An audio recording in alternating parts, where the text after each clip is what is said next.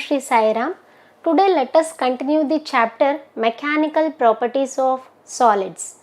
The topics covered are Poisson's ratio, elastic energy stored in the wire, and applications of elastic behavior of materials. Let us start our first concept, Poisson's ratio. As the name indicates, it is the ratio of lateral strain to the longitudinal strain.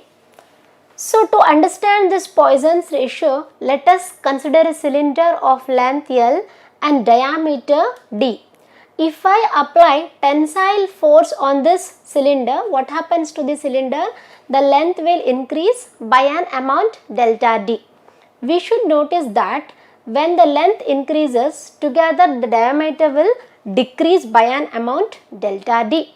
That means when the cylinder's diameter was D before applying the stress to it, after that what happens? The diameter of that material will decrease.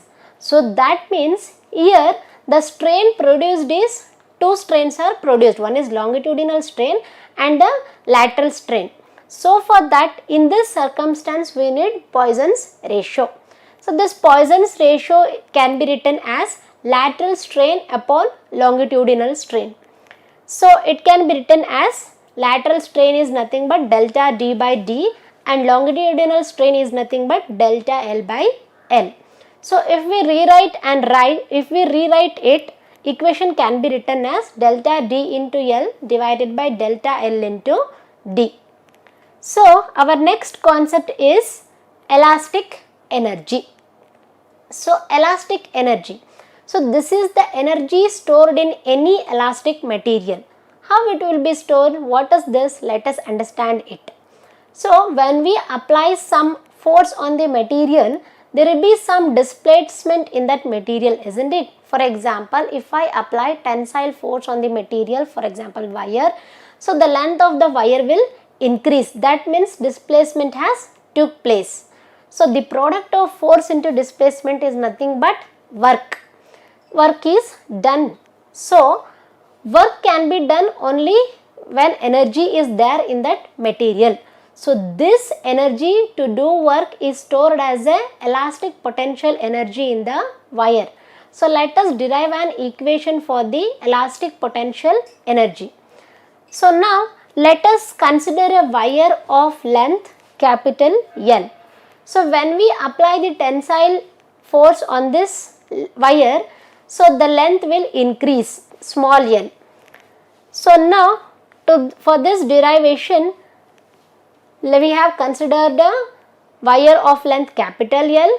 After it has got some force, it has produced some strain. So the increase in length is nothing but small l and the area of cross section of that material is A. So we know the expression for Young's modulus, that is stress upon strain.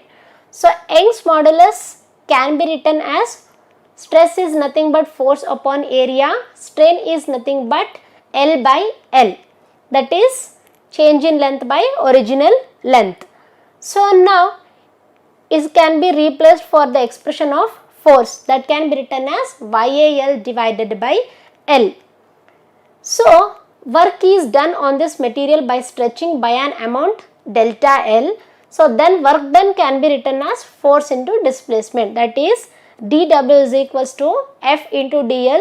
So before we have the expression for F, that is YAL divided by L into dl.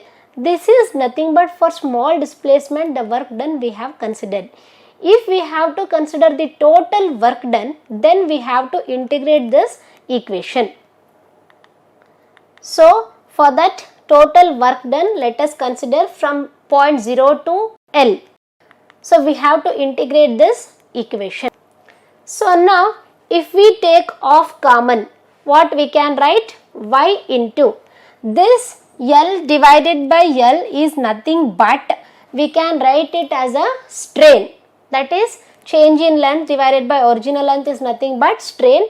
So we can write L by L into A as it is. As we have written L square in the denominator, we are multiplying L. So next that can be written as Young's modulus, we know that is nothing but stress upon strain. So sigma is the symbol for stress and epsilon is the symbol for strain. Again that is epsilon square, nothing but strain square. One epsilon will get cancelled with each other. Then we can write half into sigma into epsilon. Area into length is nothing but volume of that wire. So this is the work done. So this work done, how it is? Because of energy. That is nothing but we can take it as a elastic energy.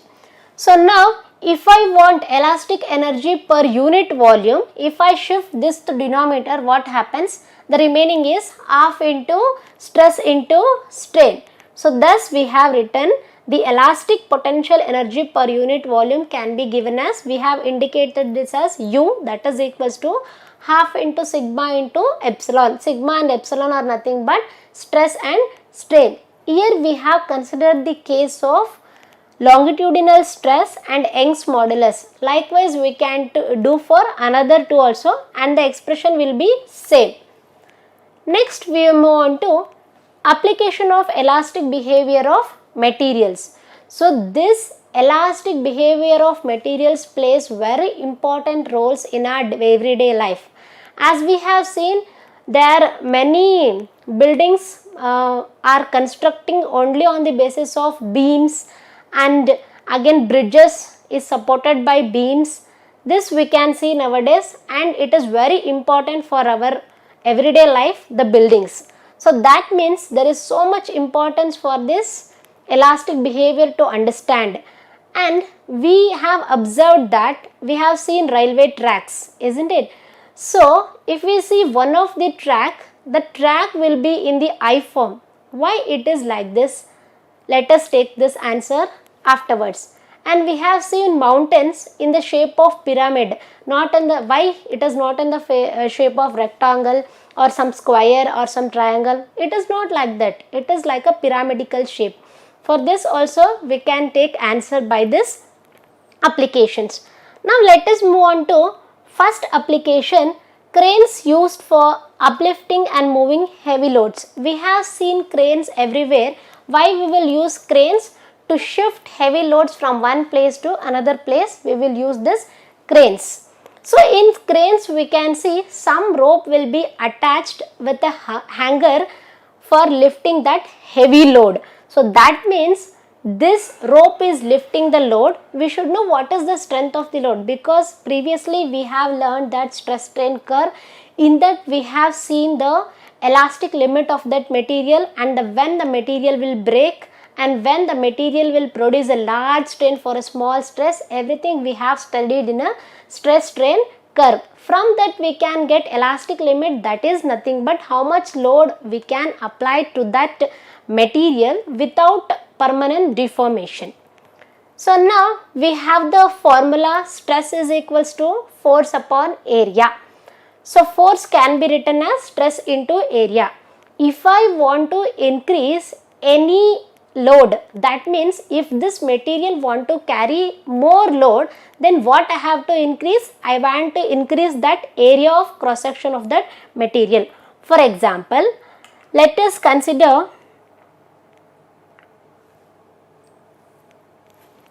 so we have written that force is equals to stress into area. So let us consider I am applying some 10 kg load. Okay. Anyway, strength of that material will be a constant and area will be some 2 centimeter. Let us consider like this. Okay. So now if I want to lift 20 kg load, then what I have to increase? I have to increase this area 2 centimeter to 4 centimeter. Then only I can lift the 20 kg material. So likewise, so this factor is very important. Now let us see how this is. So let us, to understand this lifting and relation between area, force, everything, let us consider one example. So that is, now I want to lift a weight of 10 metric tons and that rope is nothing but metal rope or a steel rope. Okay. So 1 metric ton is equals to 1000 kg, then 10 metric tons can be equated to 10,000 kg. So now let us solve this. So what we should keep in our mind means this load should be within elastic limit. If we cross that elastic limit, what happens? This rope will gain some length which permanently, so that it will not have any elasticity. At some point what will happen? The length will goes on increasing and it will break. So that should not happen. So we should know what is the elastic limit of that material. So now let us calculate it. So area of cross section is nothing but, before we have seen that formula. Force nothing but load is equals to stress into area. So now if I want area, what I can write? Force nothing but divided by stress. Okay. Here stress for a steel rope is a constant one. So force can be written as mass into acceleration divided by stress. Okay. This we have took directly. So that is, area can be equal or greater than that. We don't know, we are checking that. Okay. So force is nothing but mass into acceleration. We can consider it as a weight also, divided by stress is nothing but sigma y.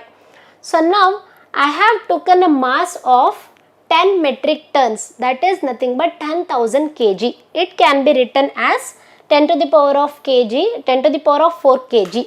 And again g is a constant one, 9.8 meter per second square. And strength of this steel rope is also a constant one, that is 300 into 10 to the power of 6 Newton per meter square.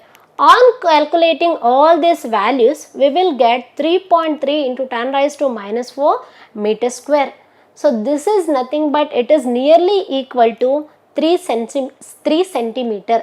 That means if I want to lift 10,000 kg of the heavy load, then the area of cross section, nothing but radius of that rope should be nearly 3 centimeter. This is how the area of cross section is related to elastic behavior. So now let us move on to next application, bending of beam. So we have seen that flyovers. In flyovers what will happen? Some beams will be for support, some columns will be there for supporting and beams will be arranged. So how it is? Let us understand this. For example, you can see, let us consider this as a some flyover beam and two supports are there for that. Okay. Initially what will happen? For example, some 10,000 kg lifting truck will come at this point and this beam will support that. If the truck moves further, what happens? The truck will come here and again here, because of heavy load, it may get depressed. This may get depressed and again the truck will pass on that. If it happens so many times, what will happen? As we have studied before, until the fracture point, the length will increase and at some ultimate strength point, if we apply force again, the material will break. Same thing will happen in this case also. So now if we consider this case, we should know what is the strength of that beam and what is the length should be and what is the breadth should be, what is the depth should be. We don't know anything. So we should have that knowledge for the construction of this beam. So now let us consider some beam of length L and depth of that beam is D and breadth of that beam is B. So here we can understand another concept, buckling. What do you mean by buckling? Means if we apply load on any material, then the depression will takes place or the bend will takes place. So that is known as buckling. So now on doing many experiments, scientists have given some formula for this depression, that is delta is equals to mg L cube divided by 4b d cube into y. M is nothing but the applied load, G is acceleration due to gravity, L is length of that beam, and again B is breadth of the beam, D is the depth of the beam, Y is the Young's modulus of that material. So by seeing this equation, we can understand that the terms length is directly related to the depression and the breadth is inversely related and the depth is also inversely related. For example, if I consider double the length, for example, L is the length of this beam. If I double it, what happens to the depression? As it is directly related, if I double, that is 2, if I multiply 2 for that, 2 to the power of 3, that means 2 into 2 into 2, that is 8. That means if I increase the length by 2 times, then the depression will increase by 8 times, means that is loss for us. If the depression takes place more, what happens? The material will break. Now, let us consider the case of breadth. If I double the breadth, what happens to the depression? The depression will decrease by 2 times because it is inversely related. For that reason, if I decrease the breadth by 2 times, then the depression will decrease by 2 times. Let us consider the case of depth. If I increase the depth by 2 times, what happens? 2 to the power of 3 means 2 into 2 into 2. The depression can be decreased 8 times. So now from this we have the knowledge that if I want to build a beam of very good strength, then length should be less, breadth should be more, and depth should be still more. Now we have the knowledge how to construct a beam. So this is only because if we study the elastic behavior. So now let us move on to next one application, that is construction. So before we discussed that there should be depth more in the any of the material. Okay. So now we have seen that railway tracks, one of the rail before I told the track will be in the I shape and again beams supported in flyovers and in buildings also. Nowadays they are building only by beams, by doing beams only, not by the floors. They are increasing the beams. So this beam, let us consider this beam.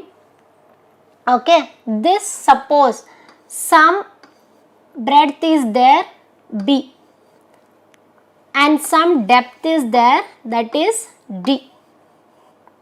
Okay, so now see, some depth, that is nothing but D, and length B L and breadth something is there for the beam. Okay, so if I consider all these factors, let this mass be some 10 kg. Okay, now let us consider some rectangular beam. Okay, this is also 10 kg. So here there is a difference in depth. Let us see that. Okay, this depth is different from this depth, but the mass are same. Okay, so now this 10 kg rectangular beam will produce a strain of some 5 centimeter, means that much depression it will create on the beam. So now if I consider this case here, 2 millimeter will be the depression. That means if I decrease the depth of the beam, I can get a small depression as we saw before. So if depression is increased by 2 times, then the depression will be decreased. So for that there is a difference, and as we know steel is very expensive. So see, if we take like this beam, what happens? Here the beams, the steel will be filled. Does the depth changes? Does the breadth changes? No, nothing will change. Only this is waste. For this purpose, they will use I-shaped girders. So it will give same depression, there is no difference in that. So for that we are using I-shaped girders for constructions, not a rectangular shaped girders. So now let us move on to next application, that is, as we told before, the mountains will always be in the shape of pyramid and it will not be in the any other shape. And another one is maximum height of the mountain is 10 kilometer. If we see anywhere on the earth, this length will or height will not exceed. Why? Let us know that now. Okay. So what happens means, this mountain will be there now, at that base there will be no uniform compression, means that compression will be not distributed uniformly. For that reason what happens, shearing stress will takes place. Because of that, some rocks will flow from top to the bottom. We have observed this, not all the time only, but sometimes. So that is nothing but the stress due to all the material on the top of the mountain should be less than the critical shearing stress at which the rock flows. That means that uniform compression will be not there. So for that, some stress will be there at the bottom of the mountain. Because of that, it is making that materials on the top to flow. So now we told that its height will not increase more than 10 kilometer. How it is? So that means here some stresses acting is nothing but it is applying some force upon some area. This force upon area can also be considered as pressure. So for that, the pressure at the base, if we calculate, then we indirectly we are calculating what is the stress. So pressure is nothing but rho GH. This we will derive in the next coming chapters. So, and the elastic limit of the rock, that is nothing but stress of the rock is 3 into 10 to the power of 8 Newton per meter square. Now let us calculate. So how much stress is required for this elastic limit? That means how much height will be the mountain. Before only we have told that 10 kilometer. Is it right or wrong? We can check that. So rho GH is nothing but less than 3 into 10 to the power of 8. That means less than that kilometer. So we can replace this as for H. H is equals to 3 into 10 to the power of 8 divided by rho into G. So rho is nothing but density and G is nothing but acceleration due to gravity. Let us put all the values and calculate. It is nothing but 10 to the power of 4 meter. 10 to the power of 4 can be written as 10 into 10 to the power of 3. That 10 to the power of 3 is nothing but kilo. So always the height will be less than 10 kilometer. So by calculation also we have got that mountain height will be always less than 10 kilometer, which is nearly equals to 9 kilometer, because we have didn't put the exact value 9.8. We have put round figure as a 10. So it will be nearly equal to 9 kilometer, but it will not exceed 10 kilometer. So these all are the applications of elastic behavior of materials. So now we have studied what is Poisson's ratio and expression for energy stored in the wire as a elastic potential energy, and applications of elastic behavior. In that, the first one is cranes will lift heavy load due to the knowledge of the elastic behavior of the materials, and again constructions of beams, and again height of the mountain. So these are the applications on the basis of elastic behavior. So if we have the knowledge of elastic limit, yield strength, ultimate strength, then only we can build a better material with a more strength. So let us conclude this session. Thank you. Sai Ram.